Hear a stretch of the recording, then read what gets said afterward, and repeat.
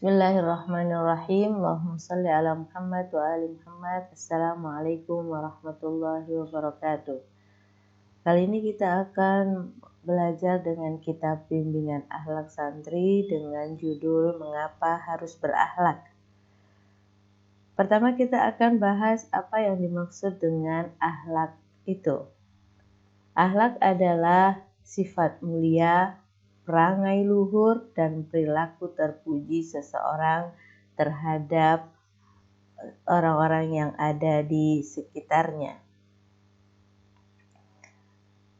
Jadi setiap perilaku yang baik yang kita tunjukkan kepada orang lain itu disebut dengan akhlak. Sekarang kepada siapa kita harus berakhlak? Kita harus berakhlak, berperilaku baik dan terpuji kepada Allah Subhanahu wa Ta'ala, yaitu bagaimana perilaku kita terhadap Allah Subhanahu wa Ta'ala sebagai seorang hamba kepada Tuhannya, baik di dalam ibadah kita, di dalam doa-doa kita, dan di dalam kehidupan keseharian kita sebagai seorang hamba. Yang kedua adalah kita harus berakhlak dan berperangai luhur kepada sesama manusia. Kepada sesama manusia, kepada siapa saja, bisa kepada orang tua, kepada kerabat, sanak, saudara, saudara kita sendiri, teman, atau orang-orang yang hidup di sekitar kita atau bersama kita. Saat kita berperangai baik terhadap Allah dan terhadap manusia yang lain, maka saat itulah kita disebut sebagai orang yang memiliki akhlak atau berakhlak mulia. Bagaimana Rasul Shallallahu Alaihi Wasallam memperkenalkan Islam? Mungkin kita akan membayangkan saat Rasul memperkenalkan Islam, Rasul akan memperkenalkannya dengan sesuatu yang besar yang kita tidak bisa membayangkan. Rasul mendefinisikan tentang Islam, tetapi Rasul pada saat itu ketika ditanya apa Islam itu, Rasul memberikan jawaban dengan jawaban yang sangat sederhana tetapi benar-benar memberikan makna yang sangat dalam. Bagaimana Rasul memperkenalkannya? Rasul mengatakan al-Islamu husnul khuluqi. Islam itu adalah akhlak yang baik. Di Rasul mendefinisikan Islam dengan husnul khuluq, berperangai baik. Jadi seseorang bisa dikatakan sebagai seorang muslim saat dia bisa berperilaku baik, baik di hadapan Allah ataupun di hadapan orang lain. Jadi hal yang menonjol, ya, ajaran yang menonjol yang diajarkan di dalam agama Islam adalah husnul khuluq. Yang selanjutnya, husnul khuluq adalah kunci kebahagiaan. Apa yang dimaksud dengan husnul khuluq adalah kunci kebahagiaan?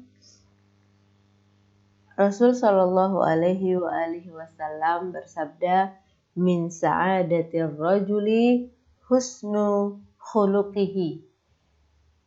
Termasuk kebahagiaan seseorang adalah kebaikan akhlaknya. Saat seseorang memiliki akhlak yang baik, perilaku yang terpuji, maka dia dalam kehidupannya akan bahagia. Orang ketika dia berperilaku baik, dirinya sendiri akan merasa bahagia dengan perilaku yang dia miliki, dan orang-orang yang ada di sekitarnya pun akan menerimanya dengan baik. Itu sebabnya dia bisa hidup dalam keadaan bahagia. Coba kita bayangkan Andaikan ada orang yang dia selalu perkataannya menyakitkan, selalu perilakunya menyakitkan orang lain, mengganggu orang lain, maka dirinya sendiri pun akan tersiksa dengan perkataan dan perilakunya, dan orang-orang yang ada di sekitarnya pun akan menjauhinya. Dengan demikian dia akan jauh dari yang namanya kebahagiaan. Itu sebabnya Rasul Shallallahu Alaihi Wasallam mengatakan husnul khuluq adalah kunci dari kebahagiaan seseorang.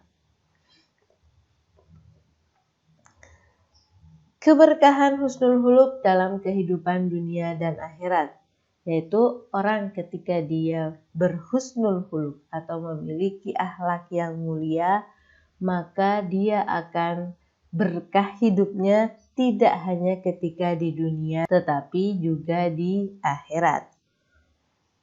Dia mau jadi apa saja, memiliki profesi apa saja dalam kehidupan dunianya, saat dia memiliki perilaku yang terpuji, maka dia akan hidup dalam keadaan penuh dengan keberkahan. Begitu juga dengan kehidupan akhiratnya. Kita lihat hadis-hadis yang berkaitan dengan ini. Dari Nabi Shallallahu Alaihi Wasallam, beliau bersabda, "Ma min syai'in asqalu fil mizani min husnil khuluqi." Tidak ada sesuatu yang lebih berat di timbangan dari husnul khuluq atau akhlak yang mulia. Jadi kita seringkali membayangkan bahwa nanti di hari kiamat itu yang akan memberatkan timbangan seseorang hanya ibadah kita saja. Hanya ibadah kita kepada Allah saja. Padahal ada lagi yang bisa memberatkan timbangan kita, timbangan kebaikan kita nanti di hari kiamat. Yaitu apa? Saat kita berperangai baik, memiliki perilaku yang baik terhadap orang lain. Yang selanjutnya dari Al-Imam Ja'far As-Shadiq alaihi salam, beliau bersabda, "Al-birru wa husnu khuluqin ya'muranid diyara wa yazidani fil a'mar." Berbuat kebajikan dan husnul khuluq akan memakmurkan negara-negara dan menambah umur. Apa kaitannya berakhlak baik dengan memakmurkan negara-negara? Kita berikan contoh dulu dari hal-hal yang kecil dulu. Seseorang misalnya dia berdagang dan dia memiliki akhlak yang baik di dalam perdagangannya, perilaku yang baik terhadap orang-orang yang menjadi pelanggannya, maka orang akan menyukainya.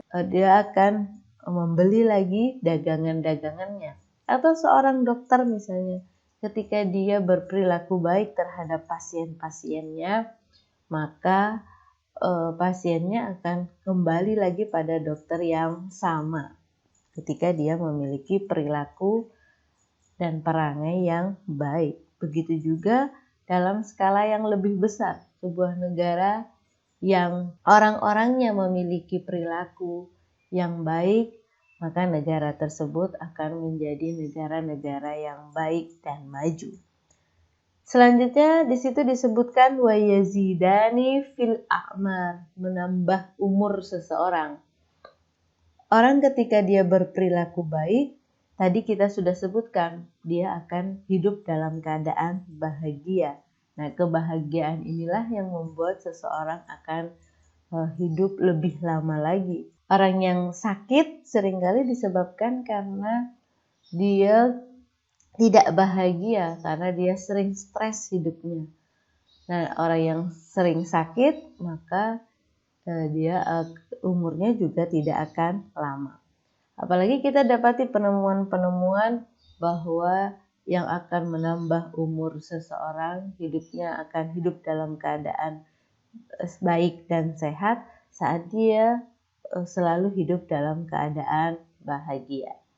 Ini diantara keberkahan husnul khuluq baik dalam kehidupan dunia dan dalam kehidupan akhirat. Yang terakhir, Nabi sangat menekankan pentingnya akhlak. Kenapa Nabi sangat menekankan pentingnya akhlak? Selain dari agar kita bisa merasakan kebahagiaan di dunia dan di akhirat, Rasul mengatakan, "Alaikum bimakarimil akhlaki fa innallaha ba'atsani biha." Yang maknanya, hendaknya kamu menyandang akhlak-akhlak yang mulia karena sesungguhnya aku diutus karenanya, untuknya. Yaitu diutusnya Rasul Shallallahu Alaihi Wasallam di antaranya adalah untuk mengajarkan perilaku yang baik kepada kita. Kalau kita masih belum mengusahakan diri kita untuk berakhlak yang baik, maka kita menyia-nyiakan salah satu tujuan di utusnya Rasul Shallallahu Alaihi Wasallam. Karena Rasul sudah mengusahakan untuk itu, Rasul sudah mempraktekkan untuk dirinya, dicontohkan kepada kita, keluarganya juga mencontohkan kepada kita. Rasul juga mengajarkan dengan ajaran-ajaran Islam yang dibawa kepada kita, yang diajarkan kepada kita. Di dalamnya banyak sekali pembahasan-pembahasan tentang bagaimana caranya kita berakhlak dan berperilaku baik. Kita baca kelanjutan dari hadisnya. Wa inna min makarimil akhlaki ayya'fuwar rajulu amman zalamahu wa yu'ti man haramahu wa yasilu man qata'ahu wa ayya'uda man la ya'uduhu. Di antara akhlak yang mulia adalah seseorang memaafkan terhadap yang menzaliminya, memberi yang mencegahnya, menyambung yang memutuskan hubungannya, dan menjenguk yang tidak menjenguknya. Nah, ini Rasul menyebutkan ada beberapa hal yang kalau kita melakukan hal-hal tersebut berarti kita telah menyandang akhlak yang mulia. Itu yang pertama, ayya'fuwar rajulu amman zalamahu, yaitu memaafkan orang-orang yang mendoliminya. Saat ada orang yang mendolimi kita, melakukan kesalahan, menyakiti kita, maka kita punya tugas untuk memaafkan mereka. Wa yu'ti man haramahu, dan memberi orang-orang yang tidak memberi kepada kita. Memang sesuatu yang kalau kita tidak melatihnya, ini adalah sesuatu yang sulit. Manusia biasanya dia bisa memberi saat dia diberi, tapi saat dia tidak diberi sulit untuk bisa memberi. Yang ketiga, wa yasilu man qata'ahu, dan menyambung orang-orang yang memutuskan hubungan dengannya. Ini juga biasanya kita mau bersilaturahmi pada orang-orang yang memang dia juga mau bersilaturahmi kepada kita. Tapi saat mereka memutuskan, kita biasanya sulit untuk itu. Tapi dengan kita berlatih dan mengingat betapa pentingnya berperilaku baik, berakhlak yang baik, maka kita akan mudah untuk melakukan ini. Dan yang terakhir, wa ayya'uda man la ya'uduhu, dan menjenguk orang-orang yang tidak menjenguk kita. Ini 4 hal yang dicontohkan oleh Rasul yang sesuai dengan akhlak yang baik. Insyaallah kita cukupkan sampai di sini dan kita lanjutkan di waktu yang akan datang. Wassallallahu ala Muhammad wa alihi thahirin. Assalamualaikum warahmatullahi wabarakatuh.